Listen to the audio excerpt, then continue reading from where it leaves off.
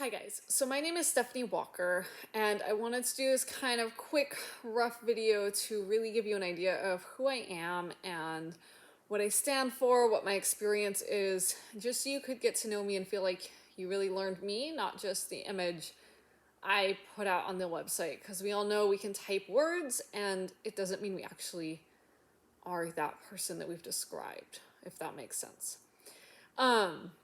So I'm a trainer in California Bay Area and I focus on hunter jumpers, although I do a little bit of everything. And to me, I like showing. I do show quite a bit, but showing to me is just a test of whether you've put all the pieces together right. So I wouldn't say I'm a show trainer, although I do show a lot, and showing is an important part of my my training program. But if you want to show, you don't want to show, it's not the biggest thing. So what I'm really about is providing a safe, fun, relaxing, enjoyable experience for the horse and the rider. I think all too often horses are forced into doing this and being part of this career, and it's not what they would choose. I want to build willing partnerships where the horse seeks me out or seeks their rider out to go do the job together because they find it fun. And I know horses will do this if you set it up correctly. So yes, there's always things we have to put horses through that they don't necessarily like. But I want them to enjoy the time spent with people. I want to make it worth it for them to put up with the stuff that maybe they don't like.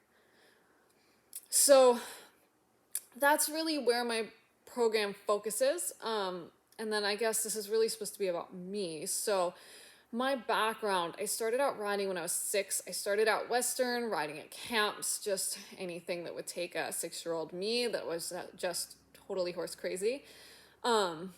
Then I started riding dressage, which honestly, as a kid, I found pretty boring. I mean, I loved it because I loved horses, but it is never the discipline I would have chosen for myself as a child. I did it because it was a good instructor and my mom found her and I did really enjoy her. But as a teenager, I switched to doing hunter jumpers because really I love to jump. I like the adrenaline. I like the excitement.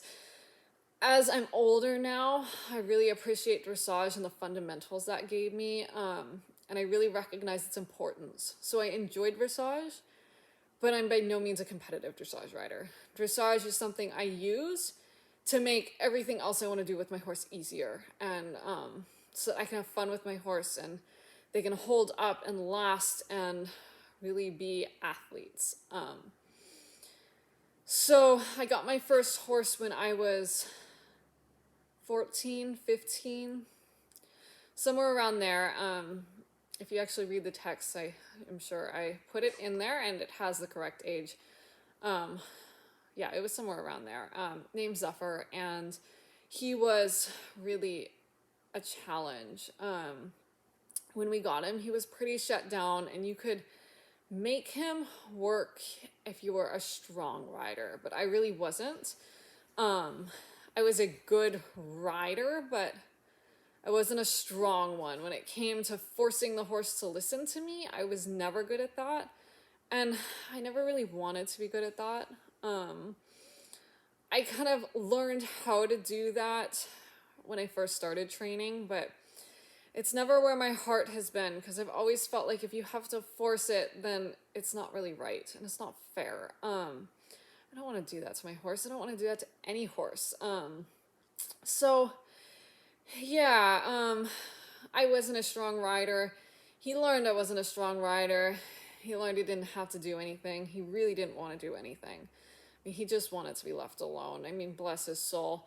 His name was Zephyr. He put up with literally anything. The safest, kindest horse I've ever met to this day. And I'm sure that's partly me with my rose-colored glasses.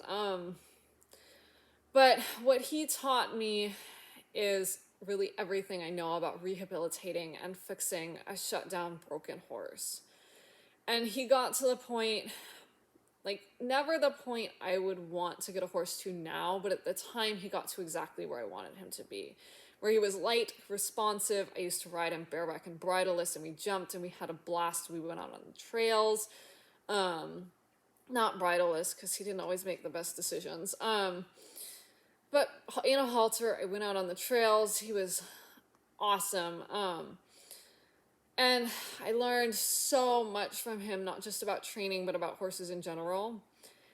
And it was really when I started getting into the off the tracks that I got after him, that I really started diving deeper into the fact that force isn't really necessary. And my current horse, London, has really continued that journey I'm still on, of how we can be smarter instead of bigger. I can get a job done by getting big, but how can I do it better and softer and use the least amount of pressure possible, and still be effective and create a horse that wants to be there. So that's kind of my journey. That's where I came to be the place I'm at. I'm by no means one of those people that says just feed your horses treats all day and let them do whatever. There are rules to any conversation, and I recognize the need for those rules for safety and for enjoyment. But my goal is to create a willing, relaxed partnership where everyone is participating voluntarily. And although there's things you don't like and things you don't want to do, overall you enjoy the experience and you put up with the bad because the good is worth it. So hopefully this video helped you get to know me. I apologize in advance about the quality because I know I'm shaking this camera the entire time, and I look like an absolute train wreck. I thought about fixing my hair, but I realized it was just a lost cause after riding all day. So anyway, I hope you got to know me, and if you have any questions or want to reach out to me, my contact info is on the webpage, and I encourage you to call, text, email, whatever you're comfortable with, and I'll be sure to get back to you. All right, bye.